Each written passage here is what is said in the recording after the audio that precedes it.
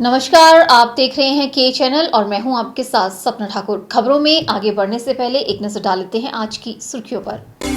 Headlines powered by के news साप्ताहिक समाचार पत्र जो रखे आपको आगे।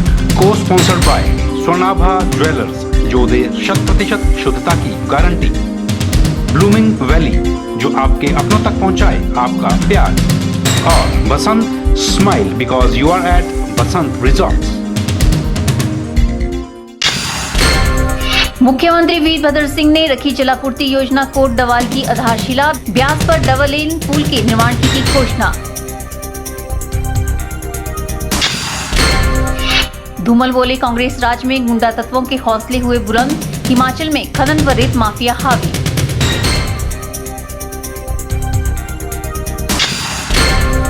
सरकाघाट के जिला परिषद सदस्य ने सीएम के दौरे पर उठाए सवाल। कहा, चुनावी मौसम में मात्र जनता को लुभाने का कर रही है कार्य सरकार। और एक कार्यकारी अधिकारी के पास 4 नगर निकायों का जिम्मा, छुट्टियां न लेकर अपने काम में लगी हुई है ईओ उर्वशी वालिया। मुख्यमंत्री वीरभद्र सिंह ने ब्यास नदी पर बहरी नेहरी लांगड़ा जोगिंदरनगर को जोड़ने वाले डबल लेन पुल के निर्माण तथा इसका नाम लाल बहादुर शास्त्री पुल रखने की घोषणा की। वे रविवार को मंडी जिला के विधानसभा क्षेत्र धर्मपुर के बहरी में ग्रामीण आदर्श विद्यालय की सभा में भाग लेने के उपरांत संबोधित कर रहे थे। मुख्यमंत्री ने धर्मपुर के कोट ढवाल में 2.20 करोड़ रुपए की लागत से निर्मित होने वाली उठाऊ जलपूर्ति योजना की भी आधारशिला रखी। यह योजना क्षेत्र की 8 पंचायतों की 77 बस्तियों की 8,500 की आबादी को लाभान्वित करेंगी। उन्होंने ग्रामीण आदर्श विद्यालय के बच्चों के लिए 2 बसों तथा स्कूल के अतिरिक्त खंड व इसके परिसर में 4 दीवारी के निर्माण की घोषणाएं की। वीरभद्र सिंह ने कहा कि स्कूलों में ग्रेडिंग प्रणाली को बंद किया जाना चाहिए क्योंकि ये प्रणाली विद्यार्थियों के बहुत अच्छे हित में नहीं है। उन्होंने कहा कि पहली कक्षा से ही परीक्षा प्रणाली होनी चाहिए। सरकार राज्य के ग्रामीण क्षेत्रों में गुणात्मक शिक्षा प्रदान करने के लिए वचनबद्ध है और राज्य सरकार ने प्रदेश के विशेषकर ग्रामीण क्षेत्रों में अनेकों पाठशालाएं तथा कॉलेज खोले हैं। उन्होंने कहा कि आज राज्य में लगभग 125 कॉलेज तथा 15,500 पाठशालाएं छात्र छात्राओं की शिक्षा आवश्यकताओं को पूरा कर रहे हैं। ठीक से चले और उस अरसे में बच्चे वो कुछ अनुशासन सीखे, तो कुछ पढ़ाई का काम करें, ठोस पढ़ाई का काम करें, तो वो उसी से आगे एक मजबूत बुनियाद के आधार पर ही आगे जो है और भी आगे तरक्की करेगी। हिमाचल प्रदेश सरकार शिक्षा को सर्वोच्च प्राथमिकता देती है। जहाँ तक तादाद की सवाल है, यहाँ की आबादी के हिसाब से जितने स्कूल, प्राथमिक स्कूल, माध्यमिक school, high school, 10+2 school Himachal में खोले गए हैं, शायद उस अनुपात में किसी भी राज्य के अंदर नहीं खोले गए। और कुछ साक्षर बने। इसका पढ़ाई का मकसद होता है कि हम केवल साक्षर बने, बाकी हम विद्वान बने। मुख्यमंत्री ने कहा कि सरकार ने राजकीय पाठशालाओं में पहली कक्षा से अंग्रेजी, हिंदी तथा गणित विषयों को अनिवार्य बनाया है। उन्होंने कहा कि सरकार द्वारा दूरदराज के क्षेत्रों में खोले गए कॉलेज लड़कियों के लिए वरदान सिद्ध हुए हैं और इन कॉलेजों में लड़कियों की संख्या अधिक है। सरकार राज्य के शिक्षा की दृष्टि से पिछड़े खंडों में लड़कियों की सुविधा के लिए छात्रावास उपलब्ध करवाना सुनिश्चित बना रही है। वीरभद्र सिंह ने गत देर सायं धर्मपुर में सामुदायिक स्वास्थ्य केंद्र धर्मपुर को सिविल अस्पताल तथा पशु औषधालय को पशु अस्पताल में अपग्रेड करने की घोषणाएं की। इससे पूर्व हस्तशिल्प एवं हथकरघा निगम के उपाध्यक्ष चंद्रशेखर ने मुख्यमंत्री तथा अन्य गणमान्य व्यक्तियों का स्वागत किया और उन्हें सम्मानित किया। ब्यूरो रिपोर्ट, के चैनल। पूर्व मुख्यमंत्री प्रेम कुमार धूमल ने कांग्रेस सरकार पर कई गंभीर आरोप लगाए हैं। उन्होंने आरोप लगाते हुए कहा कि कांग्रेस राज में गुंडा तत्वों के हौसले बुलंद हैं, जिसका ताजा उदाहरण करसोग में फॉरेस्ट गार्ड की निर्मम हत्या का होना है। उन्होंने कहा कि शिमला में युग प्रकरण के बाद ये दूसरी बड़ी दिल दहलाने वाली घटना है। पूर्व मुख्यमंत्री प्रेम कुमार धूमल ने कहा कि फॉरेस्ट गार्ड की हत्या में बर्बरता की सभी सीमाओं को लांघते हुए उसे निवस्त्र कर पेड़ से उल्टा लटका दिया गया, जो कि शर्मनाक है। उन्होंने प्रदेश सरकार पर राज्य में खनन व रेत माफिया के हावी होने का आरोप लगाया। उन्होंने कहा कि चंबा और शिमला में पेड़ कटान पर कार्रवाई करने की बजाय उल्टे शिकायतकर्ताओं पर ही मामले दर्ज किए गए। इसी तरह ऊना जिला के हरोली क्षेत्र में वन अधिकारियों की पिटाई करने के बाद वन काटुओं को क्लीन चिट दे दी गई। उन्होंने कांगड़ा जिला के फतेहपुर और बिलासपुर में भी अवैध कटान पर किसी तरह की कार्रवाई न करने का आरोप लगाया। धूमल ने कहा कि राज्य में माफिया राज इतना हावी हो चुका है कि ईमानदार अफसरों पर जानलेवा हमले करने से भी गुरेज नहीं कर रहा है। इसके विपरीत राज्य सरकार ऐसे अधिकारियों को संरक्षण देने की बजाय उल्टे उनके तबादले कर रही है। उन्होंने राज्य में वन, खनन, रेत ट्रांसफर, शराब और ड्रग्स माफिया के हावी होने का आरोप भी लगाया। उन्होंने यहां तक कहा कि अब नाइजीरिया जैसे देश भी ड्रग्स के लिए हिमाचल प्रदेश को सुरक्षित शरण स्थली मान रहे हैं। उन्होंने आरोप लगाया कि प्रदेश पुलिस का यह हाल है कि ISIS जैसे आतंकवादी भी आराम से यहां दिन गुजारते हैं। उन्होंने हैरानी जाहिर करते हुए कहा कि पुलिस को इसकी भनक तक नहीं लगती। सहारनपुर के दंगाई तक हिमाचल में आकर शरण ले रहे हैं।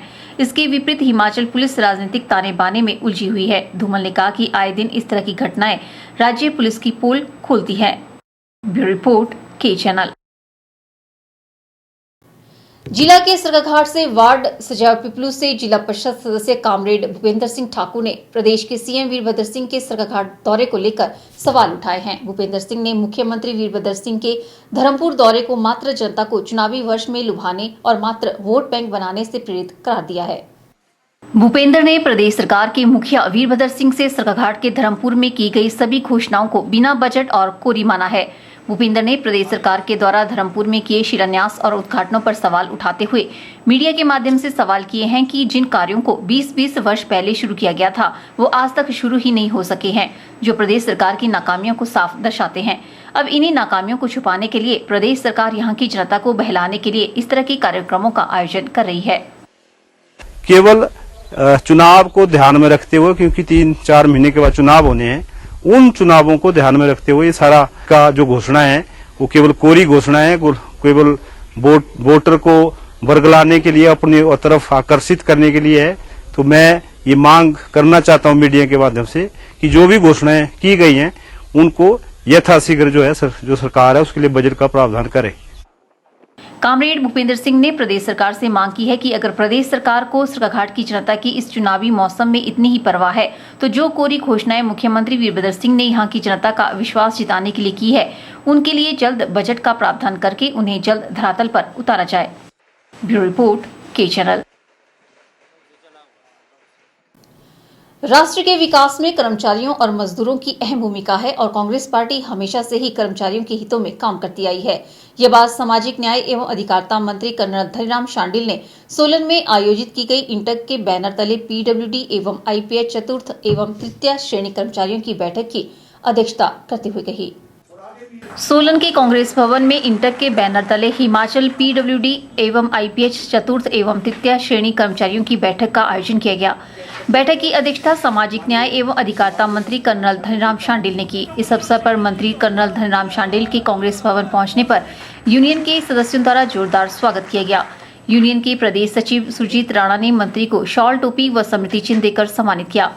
बैठक में यूनियन के सदस्यों द्वारा धनीराम शांडिल को 15 सूत्रीय मांग पत्र भी सौंपा गया, जिसमें मुख्यतः कर्मचारियों को महंगाई भत्ते की किश्त लागू करने, वेतन वृद्धि, पदोन्नति, दैनिक भोगियों को रेगुलर करने व कर्मचारियों के हितों और आ रही समस्याओं पर उचित कार्रवाई की मांग की गई। इस मौके पर शांडिल ने कहा कि राष्ट्र के विकास में कर्मचारियों और मजदूरों की अहम भूमिका है और कांग्रेस पार्टी हमेशा से ही कर्मचारियों के हितों में काम करती आई है। उन्होंने कहा कि यूनियन द्वारा रखी गई सभी मांगों को वे कैबिनेट की मीटिंग में रखेंगे और जल्द ही इन सब का हल निकाला जाएगा। किसी भी राष्ट्र को, किसी भी संस्था को आगे बढ़ना हो तो उसमें कर्मचारियों का और मजदूरों का बहुत बड़ा अहम स्थान होता है और पूरा देश ही इन लोगों ने बनाया है, मैं तो समझता हूँ। तो कांग्रेस के नेताओं ने बहुत पहले से ऐसी ऑर्गेनाइजेशन को बढ़ावा दिया है और उनको साथ रखा है। किसी भी देश को आगे बढ़ने के लिए जो उनके ऊपर से रिजर्वायर होता है, इस प्रकार का काम करने का जो एक किस्म से जखीरा होता है, उनकी सब मांगों को प्राथमिकता देनी चाहिए और हमारी सरकार ने हमेशा दी भी है। इनकी जो भी मांगे होंगी उन्हें मैं पूरा अध्ययन करूंगा और उसको अपने कैबिनेट में और सरकार के स्तर पर रखूंगा ताकि इनकी मांगे को तो निपटारा हो सके। बैठक में सोलन जिला से करीब 150 कर्मचारियों ने भाग लिया। ब्यूरो रिपोर्ट के चैनल सोलन। यहाँ रुकते हैं छोटे से ब्रेक के लिए, जल्द हाजिर होंगे। आप देखते रहिए के चैनल।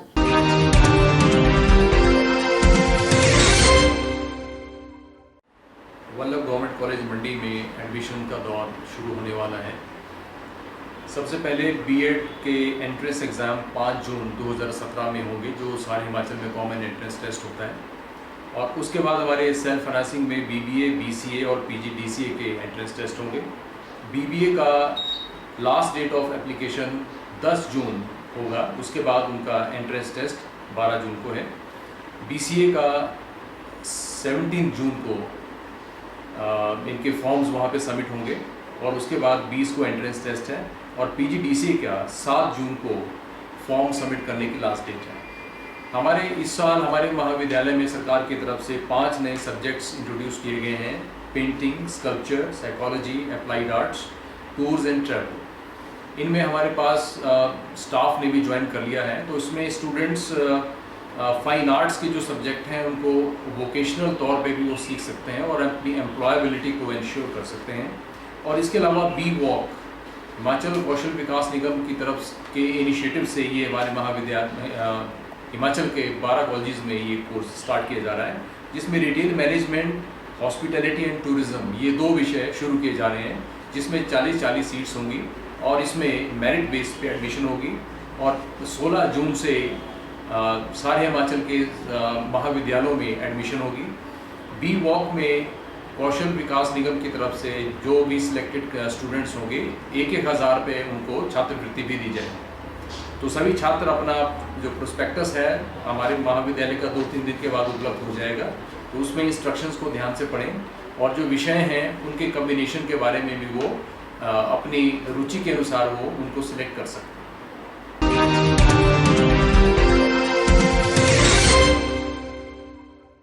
द्रंग विधानसभा क्षेत्र के लिए समुचित मात्रा में पेयजल उपलब्ध करवाने के लिए निरंतर प्रयास किए जा रहे हैं। ये जानकारी स्वास्थ्य एवं परिवार कल्याण मंत्री कौल सिंह ठाकुर ने ग्राम पंचायत पाली के हुल्लू गांव में एक जनसभा को संबोधित करते हुए दी।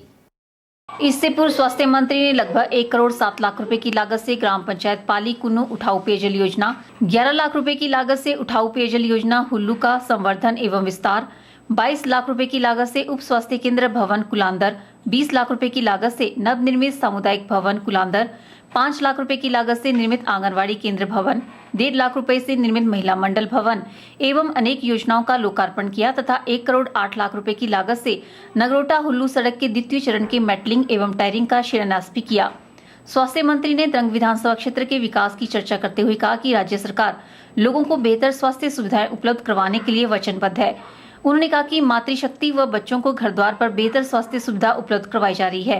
उन्होंने कहा कि त्रेम्बली और पाली में पशु औषधालय को अपग्रेड कर पशु चिकित्सालय बनाया गया है, जिससे यहाँ के किसानों को अपने पालतू पशुओं के इलाज की सुविधा उपलब्ध हो रही है।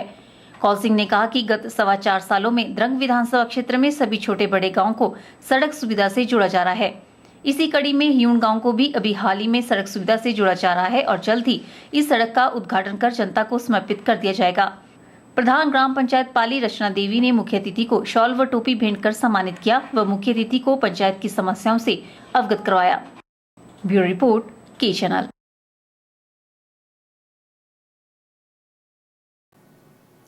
हिमाचल प्रदेश के शहरी निकायों में कार्यकारी अधिकारियों की भारी कमी चल रही है। आलम यह है कि एक कार्यकारी अधिकारी को 4 नगर निकायों के कार्य संभालना पड़ रहा है। ऐसे में अंदाजा लगाइए कि शहरों के विकास की रूपरेखा कैसे तैयार की जाएगी। एक तरफ राज्य सरकार प्रदेश के शहरी क्षेत्रों में विकास करवाने का दम भरती है, तो दूसरी तरफ इन नगर निकायों को चलाने का दायित्व संभालने वाले कार्यकारी अधिकारियों के पदों को सरकार भरना ही भूल गई है। हिमाचल प्रदेश में नगर निकायों की संख्या 54 है, जिनमें 2 नगर निगम, 31 नगर परिषदें और 21 नगर पंचायतें हैं। नगर निगमों को छोड़ दिया जाए तो 52 नगर निकायों में कार्यकारी अधिकारियों की भारी कमी चल रही है। मुश्किल से 20 के करीब कार्यकारी अधिकारी इन नगर निकायों का दायित्व संभाल रहे हैं। मंडी जिला की अगर बात करें तो मंडी जिला में 7 नगर निकाय हैं, जिनमें से 3 नगर परिषदें और 4 नगर पंचायतें हैं। यहाँ 4 नगर निकायों का दायित्व तो इकलौती कार्यकारी अधिकारी उर्वशी वालिया ही संभाल रही है। उर्वशी वालिया के पास 2 नगर परिषदें और 2 नगर पंचायतें हैं। नगर परिषद मंडी में उर्वशी वालिया की पोस्टिंग है, जबकि नगर परिषद नेरचौक, नगर पंचायत रिवालसर और नगर पंचायत सरकाघाट का इनके पास अतिरिक्त दायित्व दिया गया है। उर्वशी वालिया 6 वर्षों से नगर पंचायत रिवालसर का अतिरिक्त कार्यभार देख रही थी।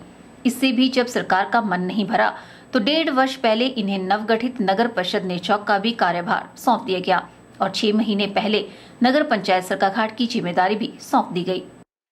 ये तो लगभग सरकाघाट का ही मुझे मिला है। रिवालसर का तो मेरे पास कम से कम 6 साल हो गए हैं और नेरचौक का भी पिछले 1.5 साल से मेरे पास है और जो उससे पहले सुंदरनगर मेरे पास था, लेकिन सरकाघाट जो भी पिछले 2-3 दिनों से मेरे पास है। उर्वशी वालिया कभी नगर परिषद मंडी में मौजूद रहती हैं तो कभी नेरचौक, रिवालसर या फिर सरकाघाट में। पूरा महीना इसी प्रकार की भागदौड़ में बीत जाता है और वेतन मिलता है सिर्फ एक ही पद का, जबकि काम 4 पदों का लिया जा रहा है। उर्वशी वालिया बताती हैं कि उन्होंने कभी छुट्टी नहीं ली और नगर निकायों में जनता के कार्यों को ही निपटाने में लगी हुई है। बहुत दिक्कत भी होती है, लेकिन मैंने सामंजस्य बिठाया है। मैं छुट्टी नहीं करती, सबसे बड़ी बात मैं छुट्टी नहीं करती। अगर मैं आधा दिन एक कमेटी को देती हूँ तो आधा दिन मैं वापस अपने उस दफ्तर में आती हूँ जहाँ से मुझे तनख्वाह मिलती है। तो मैंने इस तरह का तालमेल बना रखा है कि मैं उनको भी सफर नहीं होने देती। और मेरे ख्याल से जब से मेरे पास 4 जगह के चार्ज हैं, मंडी मेरी पोस्टिंग है और सरकाघाट, रिवालसर, नेरचौक मेरे पास 3 और यूएलबीज हैं, तो मैं इनका तारतम्य बना के रखती हूँ। मंडी की ही तरह प्रदेश के बाकी नगर निकायों का भी यही हाल है।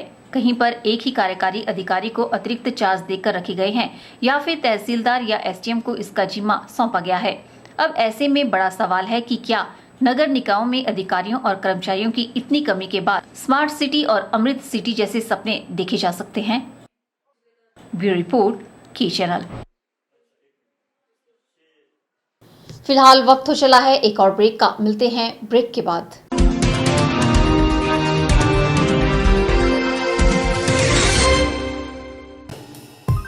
Sachdeva college Mandi, the premier institute for competitive exam preparation since 2000. Crash course starts for JEE Main and Advanced, NIT, BSc Horticulture, BSc Agriculture, BSc Nursing, NDA, PET। Mandi में सर्वाधिक सिलेक्शन देने वाला संस्थान, free coaching for polytechnic test, registration fees only 500, special offers discount in fee. Coaching is also available for forthcoming exams. Sachdeva International School, Paddal Mandi, Himachal Pradesh. Admission starts for 2017-18. Sachdeva International School, Johata Bazar, Town Mandi. Playway with crèche. Admission also starts Prabhudyal Memorial Polytechnic, a unit of Sachdeva College, Mandi.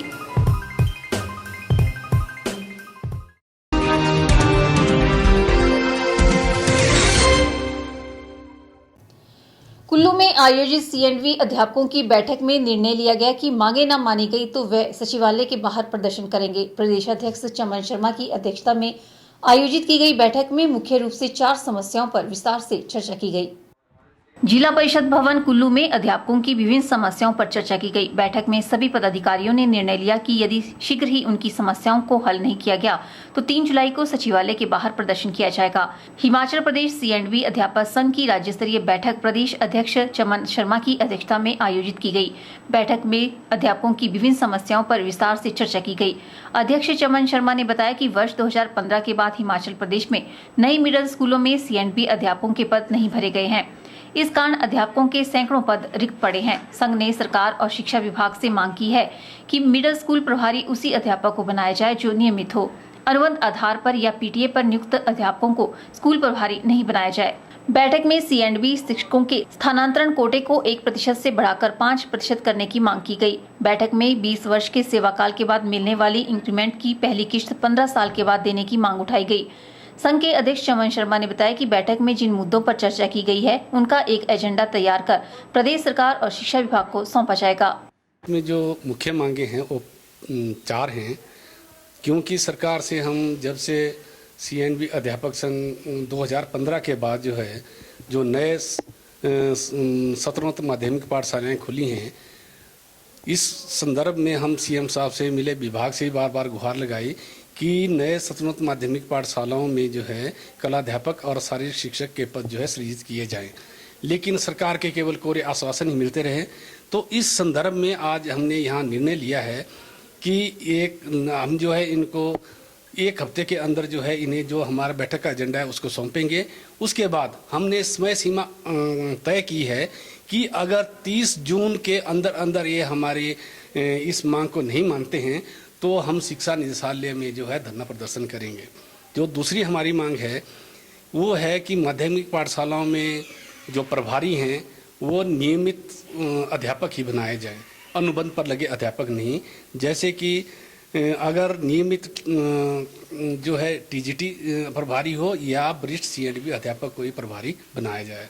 जो तीसरी हमारी demand है उसमें जो 1% स्थानांतरण कोटा है उसे बढ़ा करके जो है 5% किया जाए और इसकी जो समय अवधि है उसे 13 साल से कम करके 5 साल की जाए तथा इसमें जो है जो कॉन्ट्रैक्ट का पीरियड है उसको भी शामिल कर लिया जाए। प्रदेशाध्यक्ष ने बताया कि यदि 30 जून तक मांगों का कोई हल नहीं निकाला गया तो 3 जुलाई को सीएनबी अध्यापकों द्वारा शिमला में सचिवालय के बाहर धरना प्रदर्शन किया जाएगा। ब्यूरो रिपोर्ट, के चैनल। प्रदेश में दमा और श्वासी रोग के मरीजों की संख्या दिन प्रतिदिन बढ़ती जा रही है, जो एक चिंता का विषय है। इस बीमारी पर काबू पाने और इसके बचाव को लेकर सोलन में एक कार्यशाला का आयोजन किया गया। कार्यशाला में आईजीएमसी से विशेष रूप से आए स्पेशलिस्ट डॉक्टर राजेश कश्यप ने दमा और श्वासी रोगों पर डॉक्टरों को विस्तार पूर्वक जानकारी दी। कार्यशाला में दमा और श्वासी रोग से पीड़ित मरीजों के होने वाले ऑपरेशन से पहले और ऑपरेशन के बाद आने वाली समस्याओं, उनके निदान और देखभाल के बारे में बताया गया। बैठक के दौरान सरकार से जिला स्तर के अस्पतालों में सिप्रोमेट्री टेस्ट की सुविधा उपलब्ध कराने की भी मांग की गई। इस अवसर पर डॉक्टर राजेश कश्यप ने कहा कि प्रदेश में दिन प्रतिदिन दमा और श्वासी रोग के मरीजों की संख्या बढ़ती जा रही है, जो कि एक गंभीर चिंता का विषय है। उन्होंने कहा कि इन मरीजों के ऑपरेशन से पहले होने वाले सिप्रोमेट्री टेस्ट की सुविधा सिर्फ आईजीएमसी में ही उपलब्ध है। उन्होंने सरकार से जिला स्तर के अस्पतालों में इस टेस्ट की सुविधा उपलब्ध करवाने की भी मांग की। दमा है और श्वासी है, जिसे सीओपीडी अस्थमा कहते हैं, उसके पेशेंट्स बहुत सारे जो है वो बढ़ गए हैं। तो पेशेंट के जब बढ़ गए हैं तो उसके साथ साथ इन लोगों की जो सर्जरी करनी होती है तो उसमें काफ़ी सारी कॉम्प्लिकेशंस हो जाती है। तो इसी के ऊपर हम एक जो है वार्ता करने आए थे यहाँ पे, और उसी पे हमने जो है डिस्कस किया है कि किस तरह से ये जो पेशेंट है किस तरह से उसको ट्रीट किया जाए सर्जरी करने से पहले, और किस तरह से जो है शल्य चिकित्सा के दौरान और उसके बाद उनकी जो है वो देख रेख करनी चाहिए। लेकिन स्पायरोमेट्री जो एक टेस्ट है ये अभी डिस्ट्रिक्ट लेवल्स में और जो प्राइमरी हेल्थ सेंटर्स में जहाँ पे हमारे सर्जन हैं जो सर्जरी कर रहे हैं उनके पास ये अवेलेबल नहीं है। तो शायद गवर्नमेंट जो है हम उनसे रिक्वेस्ट भी करेंगे आपके थ्रू कि वो स्पायरोमेट्री अवेलेबल कराए, ताकि जो कॉम्प्लिकेशंस हैं ड्यूरिंग सर्जरी और आफ्टर सर्जरी वो कम हो जाए। इस अवसर पर आईएमए और सोलन डॉक्टर्स एसोसिएशन के 100 के करीब सदस्यों ने भाग लिया। ब्यूरो रिपोर्ट, के चैनल, सोलन। यह रुकते हैं एक और ब्रेक के लिए। ब्रेक के बाद भी खबरों का सिलसिला यूं ही जारी रहेगा। आप देखते रहिए के चैनल।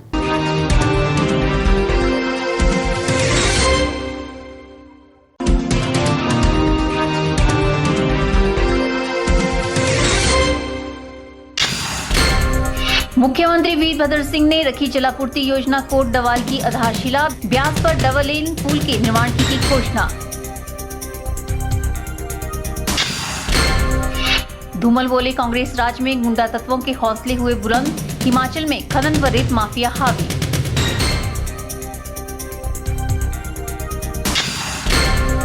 सरकाघाट के जिला परिषद सदस्य ने सीएम के दौरे पर उठाए सवाल। कहा, चुनावी मौसम में मात्र जनता को लुभाने का कर रही है कार्य सरकार। और एक कार्यकारी अधिकारी के पास 4 नगर निकायों का जिम्मा, छुट्टियां न लेकर अपने काम में लगी हुई है ईओ उर्वशी वालिया।